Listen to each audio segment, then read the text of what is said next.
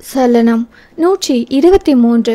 அஞ்சுவும் ஈஸ்வரும் வீட்டுக்குள் நுழையும் போது அங்கே அமர்ந்திருந்த அண்ணாமலை, அன்னலட்சுமி, அருணாச்சலம், அதி, நந்தினி அனைவருக்கும் கண்ணிலும் அப்போது பேசியபடி உள்ளே நுழையும் அவர்களின் முகம் கண்ணில் பட்டது. அஞ்சு ஈஸ்வரிடம், நீங்க இப்பவே ஆபீஸுக்கு கிளம்புறீங்களா இல்ல கொஞ்ச நேரம் ஆகுமா? ஏன், நான் இப்ப போனா என்ன, கொஞ்ச நேரம் கழிச்சு போனா என்ன? ஐயோ கேட்டேன் சாமி, கேட்டது குத்தமா? ஏன் இங்க இருந்தா ஏதாவது பண்ண போறியா? என்ன பண்ணணும்? அத்தா மகமாயி, பண்ணின வரைக்கும் போதும், எனக்கு வேலை இருக்கு. சும்மா என்னையே குறை சொல்லாதீங்க. நான் மட்டும்தான் பண்ணினேனா? நீங்க ஒண்ணுமே பண்ணலையோ? ஏன் சொல்ல மாட்டேன்? பின்ன என்னமோ நான் ரேப் பண்ணின மாதிரியே நீங்க பிஹேவ் பண்றீங்க. ஓ, மேடத்துக்கு அந்த ஐடியா வேற இருக்கா? நானா என்று முழிக்க அவளின் விழி போன போக்கில் சிரித்து விட்டான். அவனின் சிரிப்பு சத்தம் அந்த அறையில் எதிரொலிக்கவும் மொத்த குடும்பமும் அது இன்பமாய் பார்த்தது. எத்தனை நாளாச்சு அவன் முகத்தில் ஒரு சிரிப்பை பார்ப்பதற்கு என்று அண்ணாமலை மகிழ்வோடு பார்க்க அன்னலட்சுமிக்கு சந்தோஷம் தாங்கவே முடியவில்லை. ஏனோ தன் சின்ன மகன் சிரித்தால் தன் மனமும் சிரிக்கும், தன் மகன் சோர்ந்தால் தன் மனமும் சோர்ந்துவிடும் என்று அவனின் முகத்தில் சொல்ல முடிய பேரானந்தம் ஒன்றி குடிக்கொண்டது. போகும்போது இருந்த எல்லாமும் இப்போ மாறியிருப்பதாக உணர்ந்தார்கள். நந்தினி பாப்பா நிமிர்ந்து அக்காவிடம் போனாள். அதி, அஞ்சுமா என்னென்ன பிளேஸ் எல்லாம் பார்த்தீங்க? அவள், ஐயோ நான் எங்க போனேன், இப்போ நான் என்ன சொல்ல என்று யோசிக்கும் போதே, கொடைக்கானல் முழுதும் பார்க்கணும்னு ஆசைதான், ஆனா நேரம் இல்லை என்று ஈஸ்வரின் குரலில். அப்போ இன்னும் ஒரு நாள் தங்கி இருக்கலாம்ல? ஒருக்கு இருக்குடா, நாளைக்கு முக்கியமான மீட்டிங் இருக்கு அதான் என்று வேலை பற்றி பேசி அவளை வெளியாலேயே போ என்னும் போதே ஓடிவிட்டாள். ஈஸ்வர் வந்தவுடன் குளித்து கிளம்பிவிட பெண் அவள் தன் அக்காவை தேடி போனாள். நந்தினி செல்போனில் ஒரு பாடலை மீண்டும் மீண்டும் கேட்டுக்கொண்டிருந்தாள். அஞ்சு அக்கா என்று கூப்பிட்டது கூட கேட்காமல் துருவி என்னை தொலைச்சு புட்ட தூக்கம் எப்ப தூரமாய் தலைக்கு வச்சு நான் படுக்க அழுக்க வேட்டி தாருமையா தூங்கும் தூக்கம் கனவா. மீண்டும் அவள் அதே பாடலை கேட்க அக்கா என்று பின்னால் வந்து அவளின் தோள்களை தொட்டு என்னாச்சு என்று அவளின் கையில் இருக்கும் செல்போனை வாங்கி பார்க்க அது பாரதியின் வாட்ஸ்அப் ஸ்டேட்டஸ். இவங்க ஸ்டேட்டஸ் ஏன் அக்கா இப்படி பார்க்குறாங்க என்று நினைத்தவள் சோர்ந்து போன நந்தினியின் முகம் பார்த்து, என்னாச்சுங்க அக்கா? ஒன்றுமில்ல அக்கா, பாரதி ஸ்டேட்டஸ்க்கு நீங்க ஏன் வருத்தப்படுறீங்க? ஒன்றுமில்லடா, நீ எப்படி இருக்க? ஃபேஸ பார்த்தா பிரைட்டா இருக்கு, எல்லாம் ஓகேவா? நான் ஓகே தான், நீங்க ஓகே இல்லை சிரித்தவள். அக்கா கொஞ்சம் குழப்பத்தில் இருக்கேன், சரி பண்ணிட்டு சொல்றேன். நான் எதுவும் உதவி பண்ணணுமா அக்கா உங்களுக்கு? நீ என்னை பத்தி யோசிக்காம நல்ல மூட்ல வந்திருக்க. நீ இது வரைக்கும் பட்ட கஷ்டம் எல்லாம் போதும், இப்படியே கொஞ்சம் சந்தோஷமா இரு. அக்கா என் பிரச்சனையா நான் பார்த்துப்பேன். அப்போ பிரச்சனையா? அது பிரச்சனையா என்னன்னு தெரியாம தான் நான் குழம்பி போயிருக்கேன். சும்மா இருக்க மனசு 1000 சாத்தான்களுக்கு சமம். அது ஒன்றுக்கு பார்த்தா நம்மளை யோசிக்க விட்டுட்டு மூளை கதறுது, மனசு அது பாட்டுக்கு இருக்கு. அப்போ என்ன பிரச்சனைன்னு எனக்கே தெரியாதப்போ உன்கிட்ட சொல்லி உன்னையும் குழப்பிக்க விரும்பல. நான் கொஞ்சம் யோசித்தால் எல்லாம் சரியாயிடும். நம்ம எவ்வளோ பிரச்சனை வந்தாலும் நம்ம அண்ணா கிட்ட சொன்னா நமக்கு தெளிவு கிடைக்கும் இல்ல? அண்ணா கிட்ட பேசிட்டேன்டா, அண்ணா உங்களுக்கு ஒரு சொல்யூஷன் சொல்லியிருப்பார்ல, அதன்படி நடங்க, சீக்கிரம் எல்லாம் சரியாயிடும். என்ன பிரச்சனை என்று தான் சொல்லாதவரை துருவி துருவி கேட்காதவர்கள் தான் அண்ணனும் தங்கையும். ஆனால் தன் அண்ணன் சொன்னால் எல்லாம் சரியாக இருக்கும் என்று நம்பும் தங்கைகள் தான் இருவரும். ஏன்னா அந்த வார்த்தையில் நந்தினி புன்னகைக்க அஞ்சுவும் சமாதானமாகிவிட்டாள். தன் அக்கா சரியாக இருக்கிறார்கள் என்று. சரி, கொடைக்கானல்ல எங்கெல்லாம் போன? அது என்னும் போதே ரவி அழைத்தான். அண்ணாதான் என்றவள், சொல்லுங்கண்ணா, என் ஃப்ரெண்டு ஒரு ஹாஸ்பிட்டல் சொல்லியிருக்கான், வா போய் ஒரு டெஸ்ட் பண்ணிட்டு வந்துடலாம். இன்னைக்கு போய் ஆகணுமா அண்ணா? இதுக்கு நாள் கடத்திட்டு அப்பாயின்மெண்ட் வாங்கிட்டேன், வீட்டில் சொல்லிட்டு வந்துடு. ஓகேண்ணா, குட்டிமா பக்கத்தில் இருக்கா, பேசுங்க என்று அஞ்சுவின் கையில் செல்போனை திணிக்க, அஞ்சு நான் எப்போடாமா வந்த? இன்னைக்கு தான். சின்ன பெண் கூடவே தன்னோட பொண்ணு மாதிரி. அவளிடம் போய் குடும்ப வாழ்க்கையை பற்றியெல்லாம் எப்படி கேட்பது, என்ன கேட்பது? முடியாது என்பதால் சில வார்த்தைகள் நலம் விசாரித்துவிட்டு அழைப்பை துண்டித்தான் அவன். அஞ்சு அண்ணா என்ன சொன்னாங்க? பேபிக்காக அண்ணா தெரிஞ்ச டாக்டரிடம் அப்பாயின்மெண்ட் வாங்கி இருக்காங்க, அதான் அண்ணா வர சொன்னார். அக்கா, உங்க ஃப்ரெண்டு ஒருத்தவங்க டாக்டர் தானே, அவங்க கிட்ட பேசுங்க, கண்டிப்பா ஏதாச்சும் டிப்ஸ் கொடுப்பாங்க. ஆமாம் இல்ல, எனக்கு அந்த ஐடியா மைண்ட்ல வரல. அக்கா, நீங்க ஏதோ ஒன்று டீப்பா திங்க் பண்றீங்க போல. பாரு, என் தங்கச்சி ஃபாரின் போய் படிச்சுட்டு வந்ததும் புத்திசாலி ஆகிட்டா அக்கா என்று சினிங்கியவளின் தலையில் செல்லமாய் முத்தம் வைத்து எனக்கு பேபி பெற்றுக்கணும் என்ற ஆசை வரவே இல்லை. ஏன்னா நீ பேபியாக இருக்கிறப்ப இருந்து நான் உன்னை பார்த்துருக்கேன். எனக்கு என்னவோ இனி எனக்கு பேபி பிறந்தா அது செகண்ட் பேபி மாதிரி தான் ஃபீல் ஆகும். இப்போ கூட செக்கப் உன் மாமாவுக்காக தான். மெல்ல அக்காவை கட்டி கொண்டவள், சீக்கிரம் குட்டி பாப்பா பிறக்கட்டும். என் அக்கா பார்த்தது போல் நான் பேபியை பார்த்துக்கிறேன். எனக்கு நீ ஒரு பொண்ணு போதும், அடுத்த பையனே பிறக்கட்டும். ஏனோ தினமும் பிடிக்கும் என்று ஒருவருக்கொருவர் சொல்லி கொண்டதில்லை. ஆனால் சில நேரம் வெளிப்படும் அன்பில் மொத்த பாசமும் தெரிந்துவிடும். ஓகேக்கா, நீங்கள் கிளம்புங்க. நீ டயர்டாக இருப்ப, இல்லாட்டி உன்னையும் கூட்டிகிட்டு தான் போயிருப்பேன். கா, நானும் வரேன். வேணாம், ஒவ்வொரு டெஸ்ட்டும் ரொம்ப நேரம் ஆகும். நீ ரெஸ்ட் எடு, நான் செக்கப் போயிட்டு வந்துடுறேன் என்று கிளம்பினாள். குழந்தை பற்றி தீவிரமாக யோசித்தவள் தன் அண்ணாக்கு கிளம்பிட்டேன் என்று மெசேஜ் அனுப்பிவிட்டு மருத்துவமனையை நோக்கி பயணித்தாள் நந்தினி. அறைக்குள் வந்த அஞ்சுவுக்கு ஏனோ அக்காவின் முகமும் அந்த ஸ்டேட்டஸ் நினைவு வர, ஏனோ பாரதியை பார்த்து வந்தால் நல்லா இருக்கும் என்று தோன்ற கணவனுக்கு அழைத்தாள். உடனே ஏற்கவே இல்லை. கிளம்பி அமர்ந்தவள் மீண்டும் அழைக்க அழைப்பை ஏற்று, சொல்லுடி, கூப்பிட்டா எடுக்க மாட்டீங்களா? இப்போ யாரு உங்க அப்பாவா பேசுறது? எப்போ கூப்பிட்டேன்? செல்போனை நோண்டிட்டு நான் வெட்டியா உட்கார்ந்துருக்கேன்ல, அதான் மேடம் கோபம் வருதோ? நான் ஒன்றும் வெட்டியா இருக்கீங்கன்னு சொல்லலை. பின் எதுக்கு கூப்பிட்ட? ஹாஸ்பிட்டல் போகணும். ஏன், என்னாச்சு என்றவனின் குரலில் ஒரு தனிவு. பாரதி அக்காவை பார்க்க. அதான் நான் தாத்தா ஆதி உன் அக்கான்னு போய் அடிக்கடி பார்க்குறோமே. நானும் போகிறேனே, ப்ளீஸ் கிளம்பிடு, கார் அனுப்புகிறேன். கிளம்பிட்டேன். அப்போது இன்ஃபர்மேஷன் கொடுக்க கால் பண்ணினியா? புரியலை. ஹாஸ்பிட்டல் போகட்டுமான்னு கேட்டால் பெர்மிஷன், கிளம்பியிருக்கேன்னு சொல்கிறது இன்ஃபர்மேஷன். இப்படியெல்லாம் கேள்வி கேட்க இவரால் தான் முடியும். என்னடி முணங்குற? ஒன்றுமில்லை, நான் போகட்டுமான்னு கேட்க கூப்பிட்டப்போ தான் நீங்கள் எடுக்கலையே, அதான் குளிச்சுட்டு வந்தேன். இதில் என்ன தப்பு இருக்குது? இப்போ போக வேண்டாம்னு சொன்னா என்றவனின் கேள்வியில், போக மாட்டேன், இதில் என்ன இருக்கு என்றவளின் பதிலில் சரியாகி இருப்பான் போலும். கார் அனுப்பி வைக்கிறேன் என்றவன் அழைப்பை துண்டிக்க போக, ஏங்க என்னடி, சாப்பிட எப்போ வருவீங்க? நேரமாகும், நீ போயிட்டு வா. இல்லை இல்லை, நீங்கள் வாங்க, நீங்கள் சாப்பிட்ட பின்னாடி போய்க்கிறேன். என்னடி உருகி வழியிற? சாப்பிட கூப்பிட்டது குத்தம்மா? ஓவரா பண்ணி ஒரு நாள் கவுத்தி போடாமல் இருந்தால் சரிதான். குத்தல் பேச்சில் ஒரு நொடி மௌனமாகி, சரி வாங்க நான் வைக்கிறேன் என்று சொல்லிவிட்டு அவன் அழைப்பை துண்டிக்கும் வரை காத்திருந்தாள். அவள் கட் பண்ணாமல் இருக்கவும், என்னடி வைக்கிறேன்னு சொல்லிட்டு வைக்காம இருக்க? உங்களுக்கு முன்னாடி நான் கட் பண்ணி அதுக்கும் ஏதாச்சும் சொல்லுவீங்களோன்னு தான். ஆமாம் ஆமாம், எனக்கு நீ ரொம்ப பயந்தவ தாண்டி, நம்பிட்டேன் என்றவன் அழைப்பை துண்டித்தான். ஆனால் அவன் மனமோ நான் திட்டுவேன்னு லைனில் இருக்கிறாள். அதையே அவளாக செய்தால் நல்லா இருக்கும்னு எதிர்பார்க்கிறேன். இது ஏன் இவளுக்கு புரியவே மாட்டேங்குது என்று நினைத்தவனுக்கு ஒரு மாதிரி இருந்தது. கூடவே எப்போ சாப்பிட வரீங்க என ஆசையாக கேட்டாள். அப்படி கேட்டவளிடம் நக்கல் தோணியில் பேசிவிட்டோமே என்று வருத்தமும் ஒரு புறம் இருக்க உடனே கிளம்பிவிட்டான் மதிய உணவிற்கு. சலனம் 124. ஈஸ்வர் உள்ளே நுழைவதை கண்ட அஞ்சு அடுப்படிக்குள் நுழைய அன்னம் நிமிர்ந்து பார்த்தார்.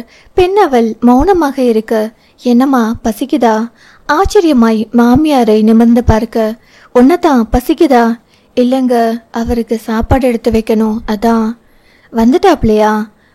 என்றவள், என்ன இவங்க என்கிட்ட பேசுறாங்க என்று யோசித்தபடி ஹாட்பாக்ஸ் இருக்கும் உணவை எடுத்துக்கொண்டு டைனிங் ஹால் வர உள்ளே வந்தான் ஈஸ்வர். வந்தவன் பெண் அவளை ஏறிட்டு பார்த்தான். பெண் அவளின் முகம் சோர்ந்துதான் இருந்தது. வந்தவள் அவனை கண்டு உள்ளே போய் அவனுக்கு ஒரு சொம்பில் நீர் கொண்டு வந்து கொடுக்க வாங்கினான். அவனை பார்த்து கொண்டு, வேலை இருக்குன்னு சொன்னீங்க, அதுக்குள்ள வந்துட்டீங்க. உன்னை திட்டேன், அதான் மனசு கேட்காம வந்தேன்னு சொன்னா ஓவரா பண்ணுவா. இறங்கி போகாதடா ஈஸ்வர் என்று தனக்குள் சொல்லி கொண்டவன், ஏன் வந்தது குத்தமா? இப்ப திரும்பி போகவா? ஐயோ, நான் ஏதும் சொல்லல, முன்னமே சொன்னா எல்லாம் எடுத்து வச்சிருப்பேனே என்றவள் குழம்பு எடுக்க போய் எடுத்து வந்து பார்க்க அவன் இல்லை. எங்கே போனார் இவர் என்று பார்க்க பின்னால் வந்த அண்ணம், ஈஸ்வர் மேல ரூம் போயிடுச்சுமா. ரூம் எதுக்கு என்றவள் வாய்விட்டு புலம்ப, கொஞ்ச நேரம் படுத்துட்டு வருவாமா. அஞ்சு மீண்டும் ஹாட்பாக்ஸ் எடுத்து உள்ளே வைக்க போக, நான் எடுத்து உள்ள வச்சிடுறேன், அவன் வந்ததுக்கு அப்புறம் நீ சாப்பாடு போட்டுடு என்று சொல்ல தலையாட்டி விட்டு வேகமாக மேலே வந்தாள். சாப்பிட வந்துட்டு சாப்பிடாம வந்தா என்ன அர்த்தம்? ஐயோ, இவரை சமாளிக்கும் வித்தையை எந்த பள்ளிக்கூடத்திலும் சொல்லிக் கொடுக்கலையே. என்று தனக்கு தானே நொந்தபடி அறைக்குள் வந்து பார்க்க அவனோ கட்டிலில் இடுப்பு படும்படி படுத்து கால்களை தரையில் ஊன்றி கண்களை மூடி படுத்திருந்தான். அருகே வந்தவள், என்னாச்சுங்க, ஏன் மேல வந்துட்டீங்க? பசிக்கல. சாப்பிட வந்துட்டு பசிக்கலனா என்ன அர்த்தம்? பசிக்கலன்னு அர்த்தம். ஐயோ என்றாகி போனது அவளுக்கு. என்னாச்சுங்க, சொன்னாதானே தெரியும். எனக்கு மூஞ்சி உம்முன்னு வச்சுட்டு ஒன்னும் சோறு போட வேணாம். நான் ஒன்னும் உம்முன்னு வைக்கலையே.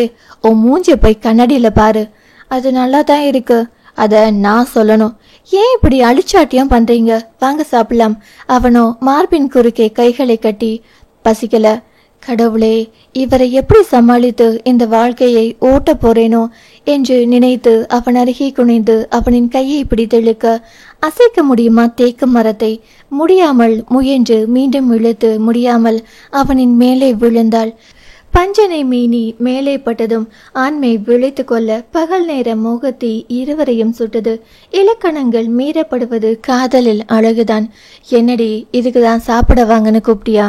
ஐயோ, நான் சாப்பிட தான் கூப்பிட்டேன். சாப்பிடட்டுமா? மெல்ல ஏக்கி இதழ்களை ருசி பார்க்க மறுபேதும் சொல்லாமல் ஏந்தே கொடுத்தாள். அவன் வார்த்தையில் காயப்பட்ட மனது அவன் அணைப்பையே தான் மருந்தாக நினைத்தது. அவளுக்கு அந்த நேரத்தில் அந்த அணைப்பு தேவைப்பட்டது. தேகம் இரண்டும் முரசி விழிகள் இரண்டும் திறந்து கொள்ள ஆடைகளுக்கு தேவையில்லாமல் போனது.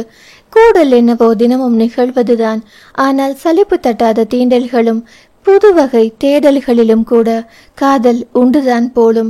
விரும்பியே உடலில் விருப்பம் எல்லாம் நிறைவேற்றினான் அவன். களவியல் என்னும் கல்வியில் படிக்க படிக்கவே காதல் கூடும். இங்கே கடலளவு காதலை கற்றுக்கொள்ள ஒரு பகல் தான் போதுமா? மோகம் கொண்டவனோ பெண் தேகம் என்னும் அலிபாபா குகைக்குள் இருக்கும் ஒரு குவியலை கொஞ்சம் கொஞ்சமாய் கொள்ளையடிக்கிறான் பெண் அவளின் விருப்பத்தோடவே.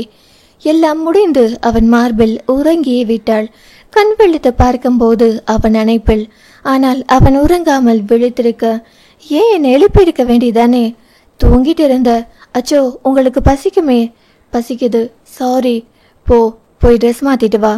ஒரு 5 minutes குளிச்சுட்டு வந்துடுறேன் என்று அவசரமாய் போர்வை ஒன்றை போர்த்தி கொண்டு ஓடினாள். கீழே வந்து அவனுக்கு பரிமாற, நீயோ உட்கார், நீங்க சாப்பிடுங்க, உட்காருடி என்றவன் அவளையும் அமர்த்தி பரிமாற, ஏனோ சில வருடங்கள் கழித்து தன் தொண்டைக்குள் உணவு இறங்கியது. அவன் கிளம்பும் போது, ஏங்க ஹாஸ்பிட்டல்? ஏன், ஏதேனும் பிரச்சனையா? அவளிடம் மௌனம். தன்னை பற்றி தன் கணவனிடம் மறைத்தால் அது குற்றம். தன் அக்கா பற்றிய விஷயத்தை பற்றி தனக்கே தெரியாத போது அதை இவரிடம் சொல்லி குழப்புவதோ அறியாத ஒன்றை பேசுவதும் தவறு என்பதால், சும்மா பார்த்துட்டு வந்துடுறேன். ஒரு 10 நிமிஷம் வெயிட் பண்ண, கார் வந்துடும், பார்த்து போயிட்டு வா என்று சொல்லிவிட்டு அவன் ஒரு 5 அடி நடந்திருப்பான். பின் மீண்டும் திரும்பி வந்து, உன் அக்கௌண்ட் நம்பர் சொல்லு. எதுக்கு? சொல்லுடி. என்கிட்ட கேஷ் இருக்கு நிமிர்ந்து முறைத்தவன். அது உன் வீட்டு பணமாய் இருந்தால் இப்பவே திருப்பி கொடுத்துடு. இல்ல, நாங்க வேலை பார்த்தப்போ என் சம்பளத்துல இருந்த ஒரு அமௌண்ட்டை அண்ணா என் அக்கௌண்ட்ல வைத்திருக்க சொல்லிடுவாங்க. அந்த பணம் அப்படின்னா அதை முதல்ல உன் அண்ணா அக்கௌண்ட்டுக்கு அனுப்பிச்சிடு. நான் உன் செலவுக்கு இன்னும் கொஞ்சம் பணம் போட்டு விட்டேன் என்று சொல்லிவிட்டு அவன் சென்றுவிட போகும் அவன் முதுகையை பார்த்தாள். போனவன் மீண்டும் திரும்பி வந்து, நீ இப்ப கூட என்னை உண்மையா விரும்பலன்னு தான் என் மனசுக்கு தோணுது. எந்த தவறும் தற்போது செய்துவிடவில்லை என்பதால் நான் என்னங்க பண்ண என்றால் பாவமாய். நான் தான் முக்கியம்னு நினைச்சா இந்த நேரம் நீ என்ன பண்ணியிருக்கணும் தெரியுமா? நான் வெளியே போறேன், எனக்கு பர்ச்சேசிங் எல்லாம் இருக்கு, பணம் வேணும்னு சொல்லியிருக்கணும். அவள் நிமிர்ந்து அவனை பார்க்க, நீ அப்படி கேட்டிருந்தா கண்டிப்பா உனக்கு என் மீது லவ் இருக்குன்னு நான் நினைச்சிருப்பேன். ஏன் நீங்க அதை கேட்டுக்கலாமே? ஒவ்வொன்னையும் நானே கொடுத்தா அப்ப நீ எப்பதான் என்கிட்ட உரிமையா இருப்ப? நானா செஞ்சுதான் என்னை விட்டுட்டு ஓடி போன. ஒருவேளை அதிகமா கொடுத்தா உனக்கு பிடிக்காது போல. எப்படி நடந்துகிட்டா இந்த பழசையெல்லாம் மறப்பார் என்று பெரும் கவலையாகி போனது அவளுக்கு. அதான் இப்ப நீயா கேட்டு வாங்கிக்கிற அளவுக்கு வச்சிருக்கேன். இனி நானே வந்து இப்படி உனக்கு முன் நின்று இவளுக்கு பண தேவை இருக்குமே என்று யோசித்து பணம் போட மாட்டேன். உனக்கு வேணும்னா என்கிட்ட கேட்கணும், அதுவும் உரிமையா. மனைவி என்பவள் படுக்கைக்கு மட்டுமல்ல எல்லாத்துக்கும் என்று சொல்லிவிட்டு போய்விட்டான். மருத்துவமனை. அஞ்சு பாரதி இருக்கும் அறைக்குள் போக முயலும் போது அங்கே அண்ணாமலையின் குரல் கேட்டு அப்படியே நின்று விட்டாள். போலாமா வேண்டாமா என்ற யோசனையில் நின்று கொண்டிருந்தாள். அவர் பாரதியிடம், என்னம்மா எப்படி இருக்க? நல்லா இருக்கேன் சார். அம்மாடி சொல்லுங்க சார், எனக்கு ஒரு உதவி செய்ய முடியுமா உன்னால? கேளுங்க சார், என் அதியை விட்டு கொஞ்சம் விலகி இருக்க முடியுமா? சார், நான் நேரடியாகவே விஷயத்துக்கு வரேன். அதையும் நந்தினியும் சந்தோஷமா வாழணுமா வேணாமா? என் பேரனை விட்டு நீ விலகி இருந்தாதான் அங்கே நந்தினி நிம்மதியாக இருக்க முடியும். நான் அவங்கள என்ன பண்ணேன் சார்? நான் எந்த பிரச்சனையும் இல்லாமல் நான் உண்டு, என் வேலை உண்டுன்னு இருக்கேன். அப்படியா? ஆனால் பிரச்சனை இருக்கே சார். என் பேரனை நேசிப்பது தான் பிரச்சனை சார். அம்மா, நீ தயங்குறதுக்கு, தப்பு பண்ணுறதுக்கு ஒன்றும் கிடையாது. காதல் யார் மீது வேண்டுமானாலும் வரும். ஆனால் அவனுக்கு குடும்பம்னு ஒன்று இருக்கு. அவனை எடுத்துக்காட்ட பார்த்து பல பேர் வாழ்றாங்க. இன்னைக்காவது ஒரு தப்பு பண்ணினா பணம் வைத்திருக்கிறவன் எல்லாம் 2 பொண்டாட்டிக்காரன் என்ற ஒரு தப்பான நியதியை அவனை நிலைநிறுத்துவது போல ஆகிவிடும். தாத்தா, என் பேரன் நல்லவன் தான், நீயும் நல்லவள் தான். ஆனால் நீ எப்ப பார்த்தாலும் அவன் போகும் இடமெல்லாம் போய்கொண்டிருந்தால் இருவரும் சேர்ந்திருந்ததாய் சொல்லிடுவாங்க. காலப்போக்கில் அதுவே பழகி சம்பந்தமே இல்லாத இன்னொரு பெண்ணின் மனதை வதைப்பது 2 பேருக்குமே பாவமாகிடும். தாத்தா, நான் அப்படியெல்லாம் அவங்க வாழ்க்கையை கஷ்டப்படுத்த மாட்டேன். கண்ணெதிரே அவன் நின்று கொண்டிருக்கும் போது நீ கண்ணு கட்டி வாழ முடியுமாமா? எனக்கு நந்தினியோ அதிகமானோ எந்த பிரச்சனையும் இல்லாமல் வாழணும். அதனால் உன்னை ஏனோ அந்த வார்த்தையில் அதிகமான இனிமேல் பார்க்க முடியாது என்று கேட்பதற்காக தான் இவர் வந்திருக்கிறார். கம்பெனி விட்டு வெளியே அனுப்ப போகிறார் என்று நினைத்தவள், சார் சார் சொல்லுங்க. தாத்தா, என்னை வேற கம்பெனிக்கு அனுப்ப போறீங்களா? அதெல்லாம் இல்லம்மா, உன்னை வேற நாட்டுக்கு அனுப்ப போறேன். என்னது, வேற நாட்டு இருக்கா? ஆமா, கொஞ்ச நாள் நீ போய் வெளிநாட்டில் படிச்சு முடிச்ச உடன் உனக்கு இந்தியாவில் வேலை வேணும்னா வேலை வாங்கி தரேன், இல்லை பிஸ்னஸ் அமைச்சு தரேன். ஆனால் நீ இந்தியாவுக்கு மட்டும் ஒரு 10 வருஷம் வராத. அவன் வாழ்க்கை அவனுக்கு என்ற ஒரு குழந்தை என்று வந்து அவன் புன்னகையாய் இருக்கும்போது கண்டிப்பா அவன் நல்லா இருப்பான். ஏனோ தன் உலகத்தை பக்கத்தில் பார்த்து கொண்டிருக்கும் ஒரு வாய்ப்பும் இனிமேல் கிடைக்காது. அதே நேரத்தில் தன் உலகம் சந்தோஷமாக இருந்தால் தானே தன்னால் சந்தோஷமாக இருக்க முடியும் என்று நினைத்தவள், நான் வெளிநாடு போறேன் தாத்தா. அவர்கள் பேசிக்கொள்வதெல்லாம் கேட்டுக்கொண்டிருந்த அஞ்சுவுக்கு ஒன்று புரிந்தது. தன் அக்காவின் மிகப்பெரிய வருத்தத்திற்கான காரணம் என்னவென்று. ஏனோ தாத்தா இவ்வளவு யோசித்து செய்யும் போது இவர் எவ்வளவு தன் பேர பிள்ளைகளை நேசிக்கிறார். தனக்கு ஒன்று என்றாலும் வருகிறார், தன் பேரனுக்கு ஒன்று என்றாலும் துடிக்கிறார். இப்போது அதிமாமா அக்காவின் வாழ்க்கையும் சரி செய்ய நினைக்கிறார். ஒரு ஆணும் பெண்ணும் காதலித்தால், காதல் என்றால் அதை ஒத்துக்கொள்ளவே கூடாது. தன் குடும்பத்தையும் தன் குடும்ப உறுப்பினர்களையும் அணு அணுவாய் நேசிக்கும் அண்ணாமலையின் மீது மதிப்பு வந்தது. தனக்கு இந்த விஷயம் தெரியும் என்று காட்டிக்கொண்டால் அது நட்பு ரீதியாக நன்றாக இருக்காது என்பதால் பின்னவள் அவ்விடம் விட்டு கிளம்பிவிட்டாள். சலனம் 125. நந்தினி வீட்டுக்குள் நுழைவதை கண்ட ஆதிரை, வாங்க நீ என்று சொம்பு நிறைய நீரை கொடுக்கும் போது பின்னால் வந்த ரவியை கண்டவள், நீங்க என்ன இந்த நேரத்துல? நந்தினியும் நானும் செக்கப் போயிருந்தோமா? உனக்கு மெசேஜ் பண்ணியிருந்தேனே, நீ பார்க்கலையா?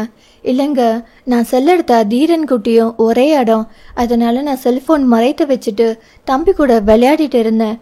அந்த நேரம் அத்தை என்று ஓடி வந்த குழந்தையை கண்டவள், ஆதிரா, சொல்லுங்க அண்ணி. நீ ஒரு நிமிஷம் தம்பியை பிடி, நான் போய் ஒரு குளியல் போட்டுட்டு வந்துடுறேன். ஹாஸ்பிட்டல்ல இருந்து வரேன்ல. அவனும் அத்தை அத்தை என்று வர, நான் போய் ஒரு 2 நிமிஷத்துல குளிச்சுட்டு வந்துடுறேன். அழுக்கா இருக்கு, 2 நிமிஷம் என்றவள் ஆதிரையிடம், நீ ஒரு செட்டு ட்ரெஸ்ஸை மட்டும் எடுத்து அங்க போட்டுடு என்று சொல்லிவிட்டு குளியலறை போய் நொடிக்குள் குளித்து முடித்து வெளியே வந்தவள் அதன் பின் குழந்தையை தூக்கினாள். இப்போ தீரா குட்டிக்கு செல் வேணுமா என்று அங்கு விளையாடி கொண்டிருந்த குழந்தையை தூக்கி அதன் நெற்றியில் முத்தம் பகிரும் பொழுது ஒரு அத்தையாக உள்ளுக்குள் அப்படி ஒரு ஆனந்தம். ஏனோ அடுத்தவர் குழந்தையாய் இருந்தாலும் தன் பெறாமலே ஒரு குழந்தையின் மீது பாசம் வருவது தாய்மை. ஆனால் அண்ணன் குழந்தையை அள்ளி எடுத்து மார்பில் சுமக்கும் போது தன் ரத்தம் சார்ந்த உறவின் அருமையை உணர்த்தும் ஒரு நேசம் சொல்லி புரியாதது, சொல்லில் அடங்காதது. தீரனை தூக்கி ஒரு சுற்றி சுற்றி அவன் நெற்றியில் முத்தம் வைத்து 2 கன்னங்களிலும் அத்தையாய் அன்பை செலுத்தி அவனை தூக்கி கொண்டு வந்து மடியில் அமர்த்தி அமரும் பொழுது விஜயா உள்ளே இருந்து வெளியே வந்து, எப்படா வந்த? இப்பதாம்மா, ஒரு 10 நிமிஷம் ஆகுது. ஹாஸ்பிட்டல்ல என்ன சொன்னாங்க? நான் போறது தெரியுமா? போறப்போ ரவி சொல்லிதான் இருந்தான், எல்லாமே நல்லா தான் இருக்குமா, ஒரு குறையும் இல்லை. நான் கஷ்டப்படுவேன்னு நினைச்சு அம்மா கிட்ட எதுவும் மறைக்கலையே. சொல்லாம விட்டாதாம்மா கஷ்டமா இருக்கு. அதனால மறைக்கிறதுக்கெல்லாம் ஒன்றும் இல்லை, எல்லாமே நல்லா இருக்கு, நார்மலா இருக்கு. இப்ப என்கிட்டயும் குறையில்ல, அவர்கிட்டயும் குறையில்ல. அப்பவா எங்கம்மா நம்ம போய் குலதெய்வம் கோவில்ல ஒரு பூஜை பண்ணிட்டு வந்துடலாம். இனி கடவுள் மனசு வச்சாதான் உண்டு. அம்மா, எனக்கு என்ன 60 வயசு ஆயிடுச்சு. ஏன் இவ்வளோ அவசரப்படுறீங்க? அந்த காலத்துல எல்லாம் நம்ம சாப்பிட்ட சாப்பாடு சத்தானது. 60 என்ன 80 வயசுல கூட பெத்துப்பாங்கடி. ஆனால் இந்த காலத்தில் சாப்பிட்ட சாப்பாடு எதுவுமே சரியில்லை. கடவுள்கிட்ட போய் வேண்டுதல் வச்சுக்கிறேன். நீ மருத்துவர்கிட்ட போய் உன்னோட செக்கப் வச்சுக்கோ. அப்போதான் எல்லாம் சீக்கிரம் நடக்கும். அம்மா, எங்கே போனாலும் குழந்தை என்று கேட்டு டார்ச்சர் பண்ணுறாங்க. நீயும் அந்த லிஸ்ட்டில் வந்துடாதம்மா. என் மகளை யாரும் கேள்வி கேட்கக்கூடாதுன்னு தான் நான் பண்ணுறேன்.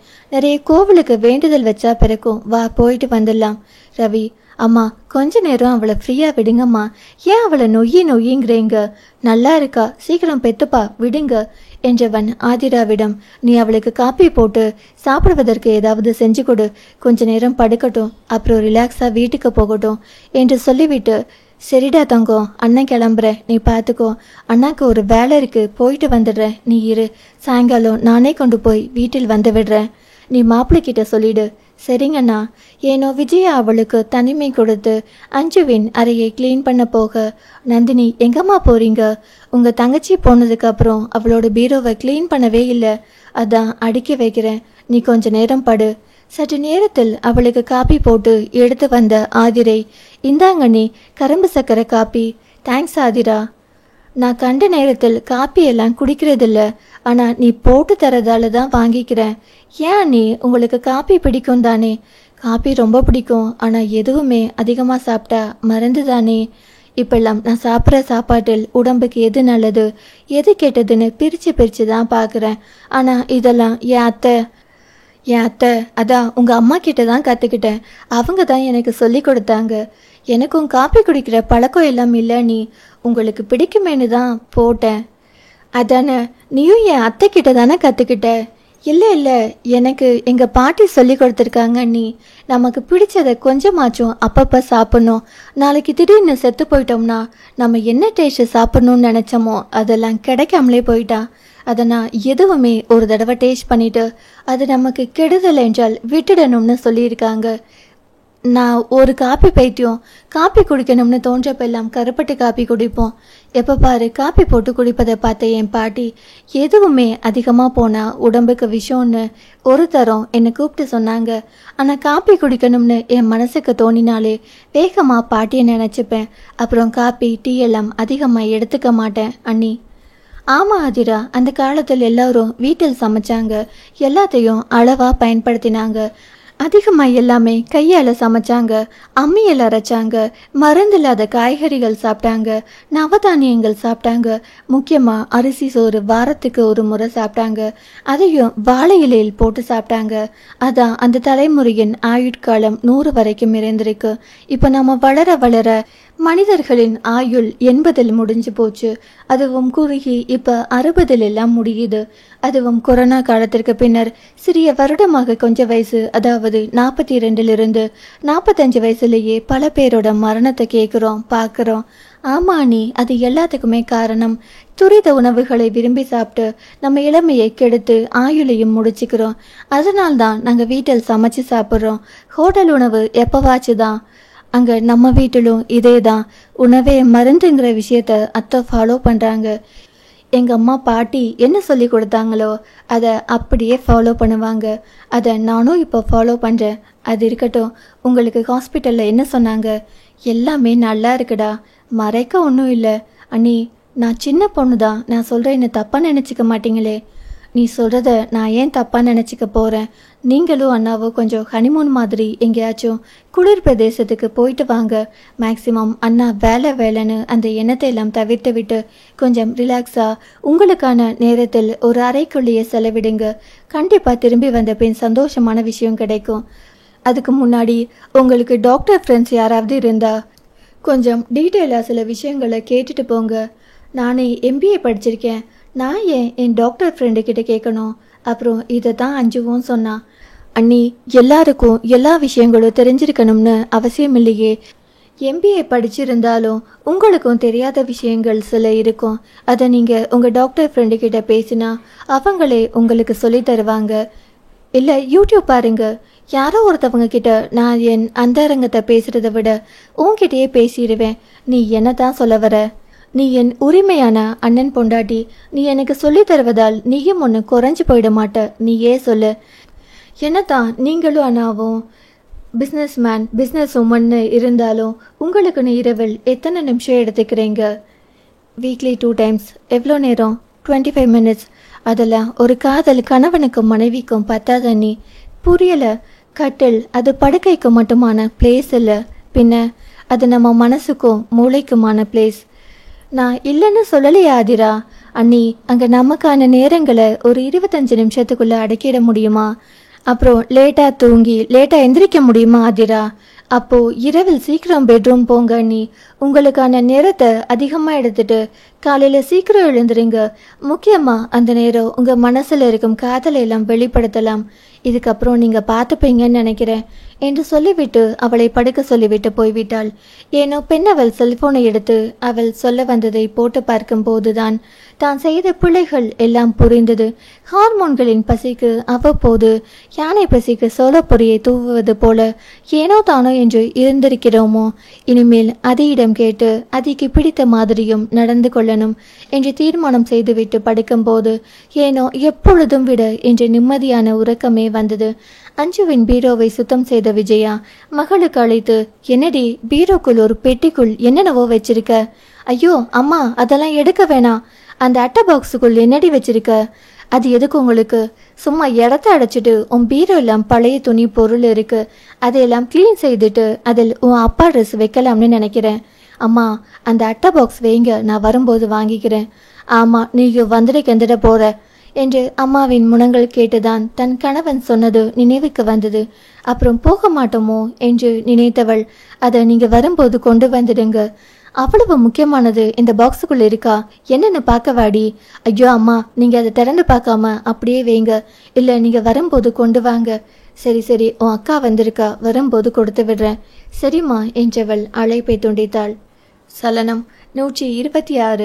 ஈஸ்வர் அன்று சீக்கிரமாகவே வீட்டுக்கு வந்துவிட சற்று நேரத்தில் அண்ணாமலை அருணாச்சலம் கூட வந்துவிட்டார்கள். அதையே தவிர அஞ்சு அடுப்பில் அவனுக்காக மாலை சிற்றுண்டியாக வேக வைத்த பச்சை பயிரும் ஒரு டம்ளரில் பாலும் மூற்றி கொண்டு வந்து ஈஸ்வரிடம் நீட்ட, நீ வச்சிடுமா, ஆறட்டும்.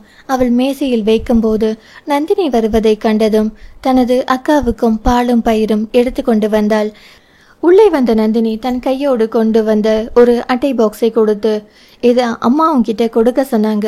அஞ்சு அதை சந்தோஷமாக வாங்கும் போது ஈஸ்வர், என்ன இது? பெண்ணவள் புன்னகையோடு, என்னோடது. உன்னோடதுன்னா என்ன? அது அங்கிருந்து எதையும் வாங்கக்கூடாதுன்னு உனக்கு சொல்லியிருக்கேன் தானே. இது ஒன்றும் புதுசாக வாங்கலை, ஏற்கனவே நான் வச்சிருந்தது. புதுசோ பழசோ எதையும் வாங்கக்கூடாது. டிரைவர்கிட்ட கொடுத்து உங்கள் வீட்டில் கொடுக்க சொல்லிடு. ஏங்க, இது மட்டும் இருக்கட்டும், சொல்லிகிட்டே இருக்கேன், உனக்கு புரியாதா? ப்ளீஸ், நீ என்ன குழந்தையா? உங்கள் அம்மா வீட்டிலிருந்து எதுவும் எடுத்து வரக்கூடாதுன்னு சொல்லியிருக்கேன்ல. பெண்ணவள், இது மட்டும் எனக்கு வேணும் ப்ளீஸ். தங்கையின் கெஞ்சல் கண்டு நந்தினிக்கு ஒரு மாதிரி ஆகி போனது. அவளோ எல்லாரின் முன்னாடியும், நம்ம இவ்வளோ தூரம் சொல்கிறோம், அவங்க கிட்ட பொருளை வாங்கி வச்சா அது என்ன அசிங்கப்படுத்துறதுக்கு சமம்னு இவளுக்கு தெரியாதா என்று நினைத்தவனுக்கு கோபம் வந்தது. அதே கோபத்தில் அதை தட்டிவிட அதில் சாக்லேட் கவர், பழைய வாடிய பூ, நார், சீப்பு, சில கேலண்டர் தேதிகள், அந்த தேதிக்குள் பல் குத்தும் குச்சி, கூடவே நிறைய பொருட்கள். ஆனால் அதையெல்லாம் உபயோகப்படுத்தி கீழே தூக்கி எறியும் பொருட்கள். அங்கே அமர்ந்திருந்த மற்றவர்களுக்கு என்ன செய்வது சொல்வதென்று தெரியவில்லை. பின்னவள் கண்ணீருடன் குனிந்து எடுக்க எழுந்து வந்தவன் அவளின் அருகே வந்து, என்னடி இதெல்லாம்? அவள் மௌனமாக எடுத்து வைக்க, ஏய் கேட்குறேன்ல, என்ன இது? கேட்டா வாய் திறந்து சொல்லு, பழச எதுக்கு வச்சிருக்க? இதெல்லாம் நீங்க எனக்கு வாங்கி கொடுத்தது. அந்த பொருட்களின் அளவை கண்டாலே அவர்களின் காதலின் சந்திப்புகள் தெரிந்துவிடும். நொடிக்குள் ஒரு பூரிப்பு, நொடிக்குள் ஒரு சலனம், நொடிக்குள் பீரிடும் காதல், நொடிக்குள் விரிந்திடும் இதயம். இதெல்லாம் எங்கோ வாசித்து கேட்ட வார்த்தைகள். ஆனால் அது அத்தனையும் அவனுக்குள் நிகழ்ந்தது. அவளின் அந்த வார்த்தையில் அவனை அறியாமலே இதழ்களில் ஒரு குறுநகை வந்தது. இதையெல்லாம் தூரமாய் பார்த்திருந்த அண்ணாமலைக்கு ஏனோ தன் பேரனின் முகத்தில் வரும் அந்த புன்னகை அவரை புன்னகைக்கு செய்தது. கவலையாய் பார்த்திருந்த அன்னலட்சுமியிடம் கண்களாலேயே ஒண்ணுமில்ல, அவன் பார்த்துப்பான், நீ போ என்றார். அவர் அடுத்து தன் மகனின் முகத்தையே பார்த்து கொண்டிருந்த அருணாச்சலத்தை கண்டவர், டே, உன் கனவெல்லாம் தூள் தூளாகுது. புருஷனையும் பொண்டாட்டியும் சேர போறாங்க, சேர்ந்துகிட்டே இருக்காங்க. அதுக்கான அடித்தளம் தான் இது. எவ்வளவு காதல் இருந்தா எவ்வளவு கிஃப்ட் வாங்கி கொடுத்துருப்பான். அந்த சாக்லேட் கவரை கூட அந்த பொண்ணு பத்திரமா வச்சிருக்கா. நீ இந்த பொண்ணையா இவங்கிட்ட இருந்து பிரிக்க நினைச்ச? அந்த பொண்ணு என் பையனை விட்டுட்டு போச்சு இல்ல. ஒரு சிலருக்கு காதலை வாய் விட்டு சொன்னாதான் புரியும். ஒரு சிலருக்கு உள்ளுக்குள் இருக்கும் காதலை சொல்லவே தெரியாது.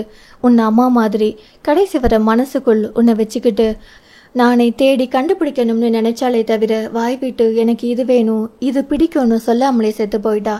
அப்படியே தான் அஞ்சுவோ இருக்கா. அவளின் உள்ளுக்குள் இருக்க உணர்வை ஈஸ்வர் கண்டுபிடிக்கணும் என்று. அப்ப அந்த பொண்ணை மன்னிச்சிட்டீங்களா? இதே தவிர ஆதிர பண்ணியிருந்தா நீ என்ன பண்ணியிருப்ப? நம்ம வளர்ப்பப்பா ஆதிர தப்பு பண்ண மாட்டா. ஒருவேளை பண்ணியிருந்தா என்ன பண்ணியிருப்ப? அவரிடம் பதில் இல்லை. என்னைக்கு நம்ம மருமகளா நந்தினியும் அஞ்சவையும் வீட்டுக்குள்ள கூட்டிட்டு வந்தோமோ அன்னைக்கு இருந்து அவளும் நம்ம மக மாதிரி தான். நம்ம பெரியவர்கள் தவறுகளை மன்னிக்க பழகினாதான் நம்ம பெரியவர்கள் இடத்தில் இருக்க முடியும். ஏனோ அருணாச்சலம் வேகமாய் எழுந்து போய்விட்டார். நண்பனின் மகளை மருமகளாய் கொண்டு வர முடியாத கோபத்தில் ஈஸ்வர் குனிந்து கீழே சிதறியவற்றை எடுத்து வைத்து கொண்டு, சாரிடி.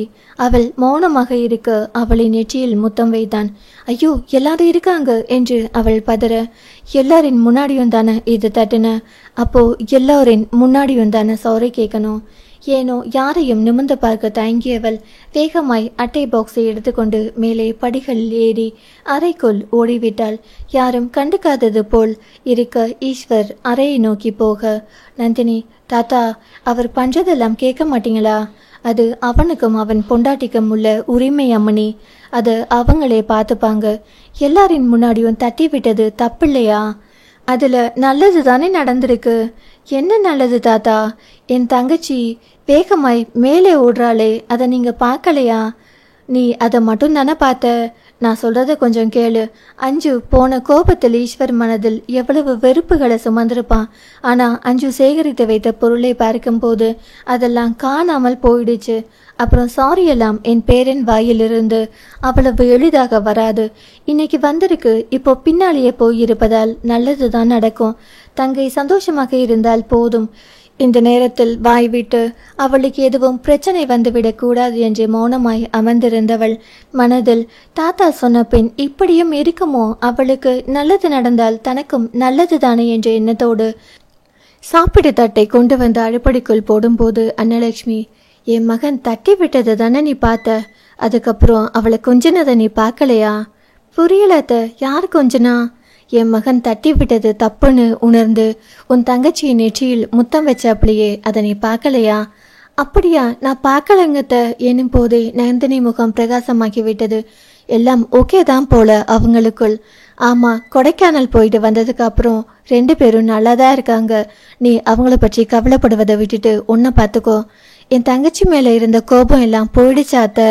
என் பையனை வேணாம்னு சொன்ன ஒரே காரணத்துக்காக தான் உன் தங்கச்சியை எனக்கு பிடிக்காமல் இருந்தது. அது ஒரு அம்மாவா இருந்து பார்த்தாதான் என் நிலைமை தெரியும். இப்போ என் மகன் சந்தோஷமா இருக்கான், அதனால எனக்கு அஞ்சு மேல கோபம் இல்லை. அப்போ உங்களுக்கு ஈஸ்வரத்தை ரொம்ப பிடிக்குமா? ஒரு அம்மாவுக்கு தான் பெற்ற எல்லா பிள்ளைகளையும் ரொம்ப பிடிக்கும். ஆனா எந்த பிள்ளை கவலையில இருக்கோ அந்த நேரத்தில் அந்த பிள்ளைய நினைச்சு மட்டும்தான் பெற்றவளின் மனசு கவலைப்படும். இப்ப ஈஸ்வர சுகம், அதனால் அவனை பற்றிய கவலை இல்லை. ஆதிரையும் சுகம். அடுத்து உனக்கு ஒரு குழந்தை பிறக்கணும், உனக்காக விரதம் இருந்துட்டு இருக்கேன். அதுவும் பிறந்துட்டா என் கவலை எல்லாம் போயிடும். நீங்க எப்ப பார்த்தாலும் இந்த அடுப்படிக்குள்ள இருந்து சமைச்சிட்டு பிள்ளைகளுக்கும் மாமனாருக்கும் கணவனுக்கும் சமைச்சு போட்டு சந்தோஷம் காண்கிறீர்களே, உங்களுக்கு வெளியுலகத்தில் போய் மகாராணி மாதிரி அமர்ந்து சாப்பிட ஆசையே இல்லையா? இப்ப நீங்க நினைச்சா கூட சமையலுக்கு வேலைக்காரங்களை போட்டுட்டு சும்மா உட்காந்து மேலோட்டமா மேனேஜ்மெண்ட் பண்ணலாமே. எல்லாரும் வேலைக்கு போயிட்டா குடும்பத்தை யாரு பார்த்துப்பாங்கம்மா? உங்க அம்மாவும் எங்க அம்மாவும் என் மாமியாரும் அப்படி நினைச்சிருந்தா இவ்வளோ பெரிய குடும்பத்தை உருவாக்கி இருக்க முடியுமா? நாளைக்கு உன் புள்ள பிறந்துட்டா அதுக்கப்புறம் உனக்கு வேலைக்கு போகிற எண்ணம் எல்லாம் போயிடும். கண்ட நேரத்தில் அழும். இப்போ தூக்கமே கதின்னு நினைக்கிற நீ அம்மாவாக மாறும்போது தூக்கத்தை எல்லாம் தியாகம் செய்வ. அந்த பிஞ்சுவ கையில் ஏந்தும் போது உனக்குள் ஒரு சிலிர்ப்பு உண்டாகும் பாரு. அதை எந்த சக்தியாலும் அந்த சந்தோஷமான சுகத்தை கொடுக்க முடியாது. அதை எறும்பு அண்டாமல் பாதுகாப்பு, அதை வளர்ந்து ஆளாக்கி அதை சாப்பிடுவதை ரசிக்கும் போது ஒரு அம்மாங்கிற எண்ணம் உன் அறியாமலே உள்ளுக்குள் வந்துடும். உன் மகனையோ உன் கணவனையோ இன்னொருத்தர் சொந்தம் கொண்டாடுவது ஏற்றுக்கவே முடியாது. அது நானா இருந்தாலும் உனக்கு பிடிக்காது. அம்மா ஸ்தானம் வரும்போதுதான் உனக்குள் ஒளிந்து கொண்டிருக்கும் பாசமெல்லாம் பொத்து கொண்டு வரும். உன் பையனை கொஞ்சம் போதுதான் உன்னோட உரிமை மொத்தத்தையும் காட்டுவ.